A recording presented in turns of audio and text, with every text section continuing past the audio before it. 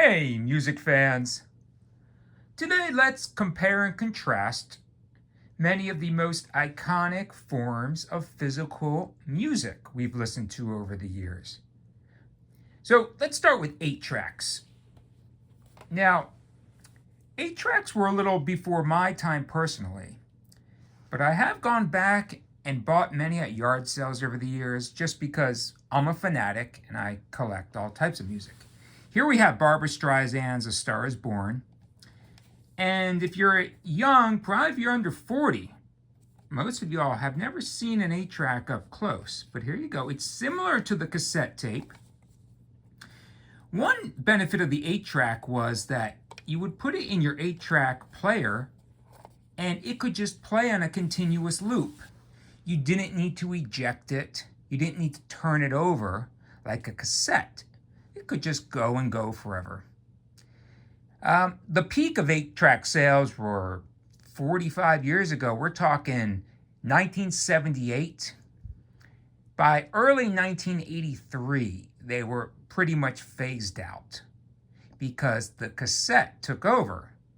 But Columbia Music House, the music club who would offer 12 albums for the price of a penny, they continued selling these 8-tracks until around 1988. But in very small quantities. So a lot of those 8-tracks, if you have any from around 1984 to 1988 and they're in good condition, they can fetch you a pretty penny on the open market because there's not many of them.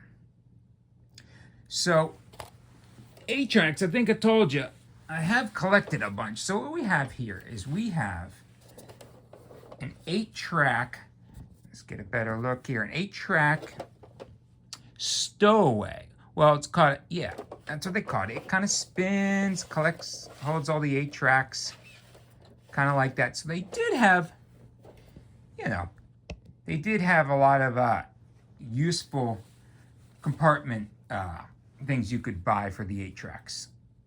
So, all right, next we move on onto the cassette. And here we got the great Phil Collins and his album, Hello, I Must Be Going. One interesting thing about the cassette is that it didn't leave often a lot of room for the booklets. Now, some of these had full booklets, but many, you wouldn't get the lyrics. You almost felt kind of cheated. Cassettes were a lot of fun. They were small. They overtook 8-tracks in a lot of ways because young kids were the ones buying albums, and they kind of figured anything that's smaller is cooler, it's slicker. So around 1983, these were dominating the music scene, these cassettes. But this little tape here, where the music is read, this would rip on a regular basis. If anybody has any stories about their cassettes being ripped or how they would fix it, please let me know in the comments. Here's what I would do. I would have to break out these tiny little tools, take open the cassette, use Scotch tape on the tape there, and put it together. It was a mess.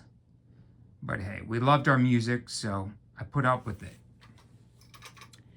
Now, by the early 90s, cassettes were being phased out.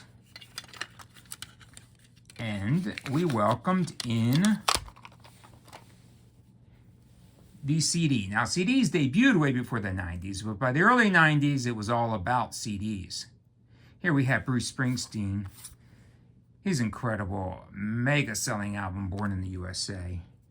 And check out the booklet. I mean, you would get generally a big booklet, lots of lyrics. Many of these had glossy photos. And just the sleek look at a CD, it really appealed to kids. And basically, the music industry, they were trying to make the kids happy. Like I said earlier, they're the ones buying the stuff. Now, of course, what had been around all along were the vinyl records. Here we have Billy Joel's amazing album, Innocent Man.